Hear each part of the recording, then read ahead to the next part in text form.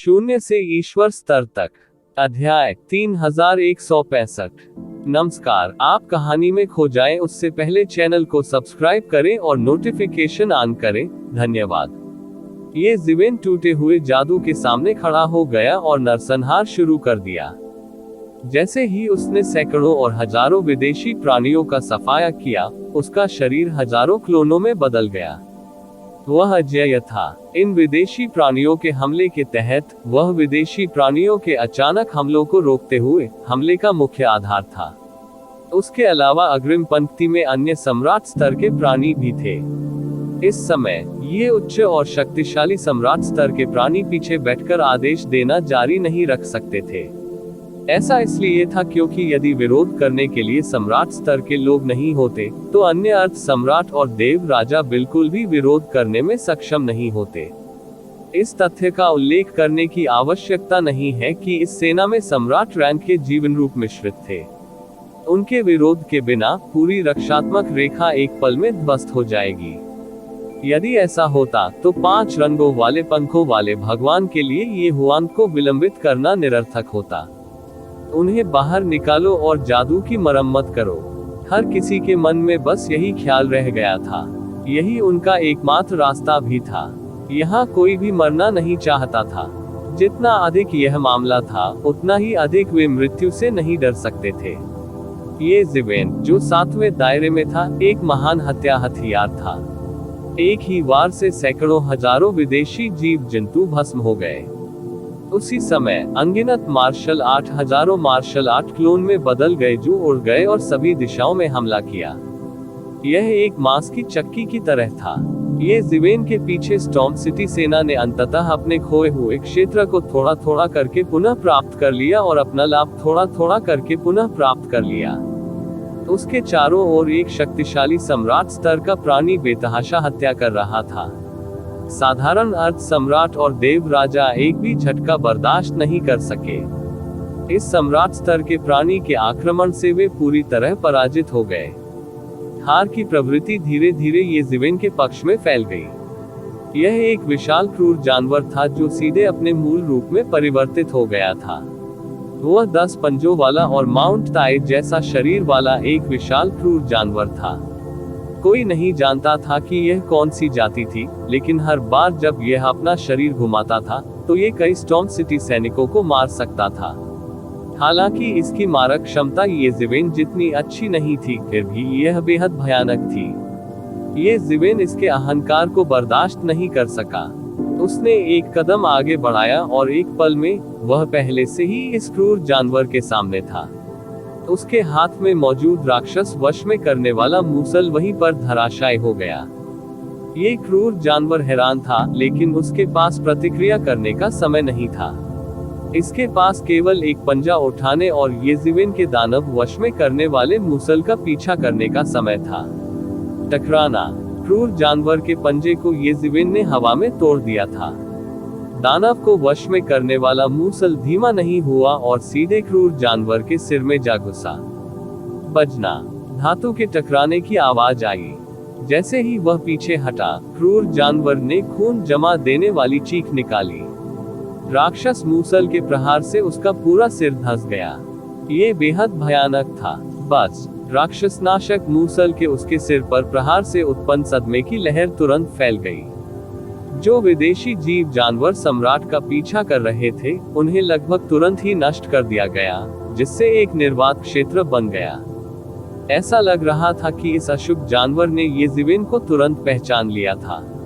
ये ज़िवेन और गेंग metal tiger सम्राट के बीच की लड़ाई कई लोगों की नजर में आ गई थी। इसलिए वे जानते थे कि ये ज़िवेन का अस्तित्व ऐसा नहीं था जिसके साथ खिलवाड़ किया जाए।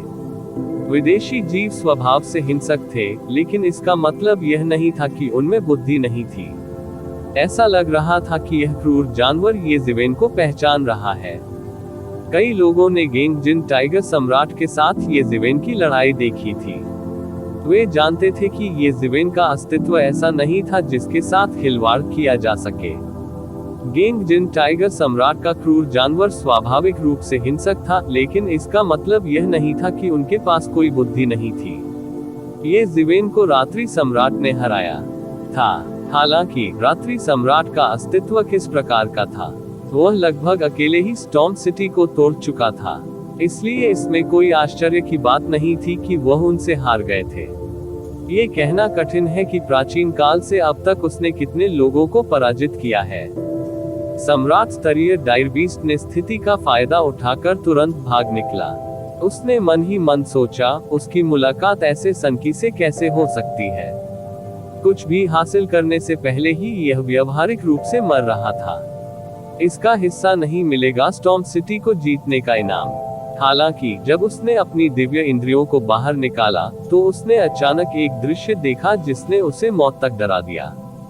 उसने देखा कि ये ज़िवेन ने उसके पीछे अपने शैतान के पंख खोल दिए थे और उसका शरीर बार बार अंतरिक्ष से गुजर रहा था। एक पल में वह पहले ही उसके पीछे आ चुका था। अचानक ये ज़िवेन ने अपना ट्रांसेंडेंस ट्रू बॉडी प्रकट किया। उसका शरीर और भी बड़ा हो गया। फिर वह उस क्रूर जानवर पर टूट पड़ा। अपने ट्रांसेंडेंस ट्रू बॉडी को उजागर करने के बाद ये ज़िवेन का पैर बहुत बड़ा हो गया था। ये बिल्कुल एक प्राचीन पवित्र पर्वत जैसा था। क्रूर जानवर भागने की कोशिश में दाएं बाएं लुढ़क गया। हालांकि इसका कोई फायदा नहीं हुआ। इससे कोई फर्क नहीं पड़ता कि वह कैसे लुढ़का। उसने पाया कि वह ये ज़िवेन के पैर की सीमा से बच नहीं सकता था। टकराना। ये ज़िवेन ने इस सम्राट स्तर के अशुभ जानवर के शरीर पर भयंकर रूप से कदम रखा और सीधे इस विशाल राक्षस को स्टॉर्म विंड सिटी में रौंद दिया और इसे अंतहीन पहाड़ों की गहराई में कुचल दिया। सम्राट स्तर के प्राणी को लगा कि उसके शरीर की सभी हड्डियां कुचली जाने वाली हैं। उसके दिल में एक तूफान उठ गया। ये ज़िवेन की ताकत उससे भी अधिक भयानक थी जब वह दूर से देख रहा था। हालांकि हमलों की यह लहर अभी खत्म नहीं हुई थी। मार्शल सम्राट की मुहर ये ज़िवेन के सिर के ऊपर घूम गई और बड़ी हो गई। वह शीघ्र ही तारे के समान चमकदार हो गया। यह अंतहीन मार्शल आर्ट चमक के साथ खिल गया और नीचे की ओर टूट गया। बूम! एक विशाल मशरूम बादल धीरे धीरे आकाश में उठा। ये सम्राट स्तर का अशुभ जानवर दयनीय रूप से चिल्लाया और ये ज़िवेन द्वारा सीधे मार दिया गया। इसकी आत्मा पूरी तरह से नष्ट हो गई थी। ये ज़िवेन को पहले से ही इन सम्राट स्तर के अस्तित्वों को मारने का कुछ अनुभव प्राप्त हो चुका था, क्योंकि उसने अधिक से अधिक सम्राट स्तर के अस्तित्वों को मार डाला था। आखिरकार सम्राट स्तर का अस्तित्व कमजोरियों से रहित नहीं था। सामान्य लोगों के लिए उन्हें मारना कठिन था क्योंकि वे पर्याप्त ताकतवर नहीं थे। साथ ही उन्हें तरकीब नहीं मिली थी। ये ज़िवेन ने मार्शल सम्राट की मुहर वापस ले ली और हत्या जारी रखने वाला था। अचानक उसे अपने ऊपर एक शक्तिशाली आभामंडल का ताला महसूस हुआ। ये ज़िवेन तुरंत रुक गए और हमला जारी नहीं रखा। मानव, तुम बहुत अच्छे हो। दुर्भाग्य से क्या तुमने ये कहावत नहीं सुनी, जो पक्षी बाहर खड़ा होगा उसे गोली मार दी जाएगी। जंगल में जो पेड़ खड़ा है वह हवा से नष्ट हो जाएगा। एक गहरी और ठंडी आवाज आई आकाश। तभी सभी ने देखा कि एक अधेड़ उम्र का आदमी धीरे धीरे उनके सामने आ रहा है। इस व्यक्ति की आभा अतुलनीय रूप से शक्तिशाली थी। वह नीले रंग का लबादा पहने हुए था।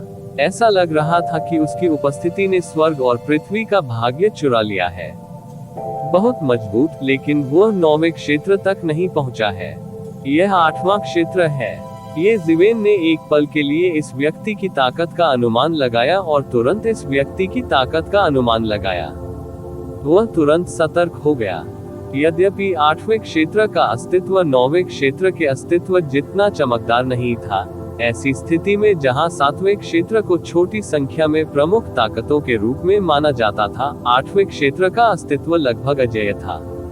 विशेषकर अब जबकि स्टॉर्म सिटी की ओर से 9वें क्षेत्र का कोई अस्तित्व नहीं था जो उसे दबा सके। 8वें क्षेत्र का कोई अस्तित्व भी नहीं था जो उसका मुकाबला कर सके। आप आत्मा सम्राट हैं।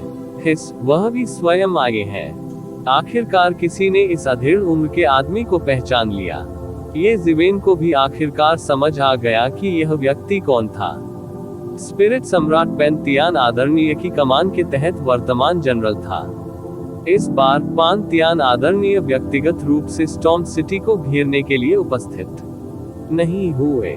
इसके बजाय उसका नेतृत्व इस आत्मा सम्राट द्वारा किया गया था। मूलतः लगभग सभी ने इस आत्मा सम्राट को गंभीरता से नहीं लिया। ऐसी स्थिति में जहां कोई युद्ध सम्राट हो, चाहे आत्मा सम्राट कितना भी शक्तिशाली क्यों न हो, वह कोई परेशानी पैदा नहीं कर पाएगा।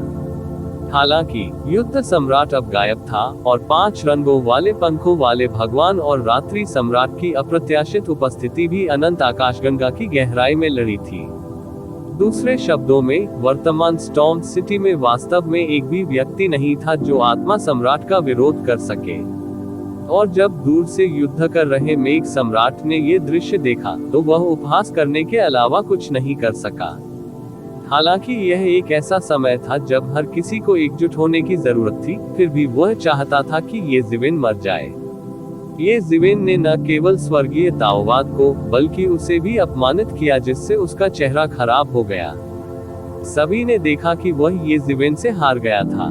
यदि यह विदेशी प्राणियों के अचानक हमले के कारण नहीं होता, तो ये ज़िवेन के हाथों उसकी मृत्यु भी हो सकती थी। जब यह मामला खत्म हो गया, तो ये तथ्य कि वह ये ज़िवेन से हार गया था, पूरे फॉर्चून गॉड राजवंश में फैल गया। उस समय वह जहां भी जाता, उसका तिरस्कार होता। उसे कोई कारण भी नहीं मिल सका। आखिरकार ये जीवन और मृत्यु के क्षेत्र में एक निष्पक्ष प्रतिस्पर्धा थी।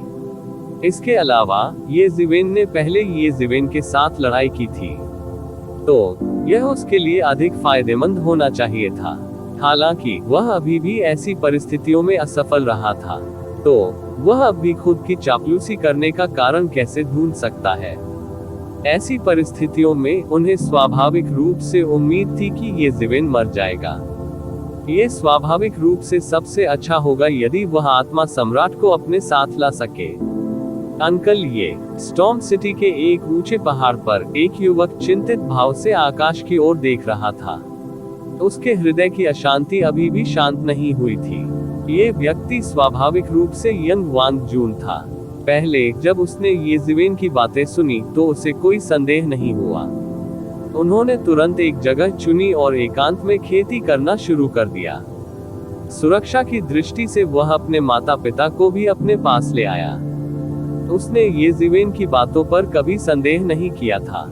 निश्चित रूप से पान तियान तियान के बैनर तले सेना को स्टॉर्म सिटी को घेरने में ज्यादा समय नहीं लगा, और एक के बाद एक कई विशेषज्ञ स्टॉर्म सिटी में तैनात थे।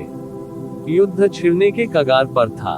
वह अपने परिवार को ले गया होता और स्टॉर्म सिटी छोड़ दिया होता, अगर ये तथ्य न होता कि स्टॉर्म सिटी केवल लोगों को प्रवेश करने की अनुमति देती है और जाने की नहीं। उसके बाद वह बंद कमरे में प्रशिक्षण में चले गए और उन्हें पता नहीं था कि बाहर क्या हुआ था।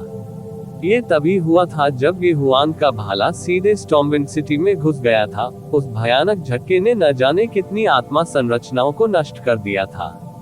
इसने उन स्पिरिट फॉर्मेशनों को भी पूरी तरह से नष्ट कर दिया था जिन्हें उन्होंने बंद कमरे में प्रशिक्षण में प्रवेश करने से पहले स्थापित किया था। तभी उसे आखिरकार एहसास हुआ कि बाहर क्या हुआ था। जैसे ही वह अपनी बंद कमरे की खेती से बाहर आया, उसने एक चौंकाने वाली लड़ाई देखी। सम्राट जो मूल रूप से केवल मिथकों और स्वर्ग की किंवदंतियों में मौजूद थे, न केवल एक एक करके उनके सामने आए, बल्कि आकाश में जमकर युद्ध भी किया। और उसके दिल में सबसे चौंकाने वाली बात यह थी कि उसने हमेशा सोचा था कि अंकल ये बहुत शक्तिशाली थे। उसने कभी नहीं सोचा था कि ये ज़िवेन न केवल शक्तिशाली था, बल्कि एक अत्यंत शक्तिशाली सम्राट भी था। एक सम्राट जो लाखों को उड़ा सकता था। उसका हृदय बहुत देर तक शांत न हो सका। ऐसा लग रहा था जैसे वह अभी भी अपने सामने मौजूद वास्तविकता को स्वीकार नहीं कर पा रहा है। प्रतिवेदन किसी भी खराब अनुवाद के बारे में हमें बताने के लिए टेक्स्ट का चयन करें और रिपोर्ट पर क्लिक करें। लेस देन पिछला सूचकांक, अगला ग्रेटर देन। इसी प्रकार के अपडेट्स लेते रहने के लिए हमारे चैनल ऑडियो बुक्स 108 को सब्सक्राइब करें और नोटिफिकेशन ऑन करें। धन्यवाद।